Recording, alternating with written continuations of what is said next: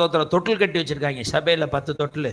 நீ அந்த தொட்டிலில் படுத்துக்கோ, நீ இந்த தொட்டிலில் படுத்துக்கோ, நான் உனக்கு என்ன செய்கிறேன், ஆட்டி விடுறேன், தூங்கு தூங்கு விசுவாசி அப்படின்னு.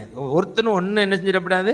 அவன் முழிச்சானா இவன் சீட்டுக்கு என்ன ஆகி போகும், வேட்டு வச்சிருவாங்க. அதனால ஆமாம், ஒவ்வொரு சர்ச்சிலையும் 10 தொட்டில் இருக்குண்ணே.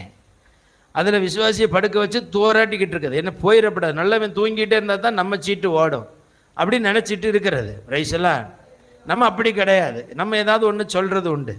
சில நேரம் நம்மளை எதிர்த்து விசுவாசிகள் என்ன செய்ய முடியாது, பேச முடியாது. ஏன் பேச முடியாதுன்னு சொன்னால், டோஸ் உழுகுன்னு சொன்னாங்களே, அது மாதிரி ஏதோ ஒன்று உழுந்துருன்னு வச்சுக்கோங்களேன். அதனால அவங்களுக்கு நம்மளை எதிர்த்து என்ன செய்ய முடியாது, சொல்ல முடியாது. அதனால அவங்க பாஸ்டருக்கு வர வேலையே இல்லை, அவருக்கு என்ன அப்படின்னு சொல்லிட்டு என்ன செஞ்சிட்டு இருப்பாங்க, முறுமுறுப்போட செய்வாங்க.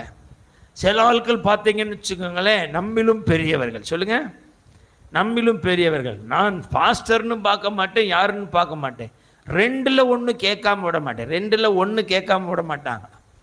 ரைசலா தோத்திரம். 2மே செய்யாதீங்கன்னு சொல்றாரு. எல்லாவற்றையும் செய்யுங்க. எப்படி செய்யாதீங்க, முறுமுறுப்பு இல்லாமல் செய்யுங்க.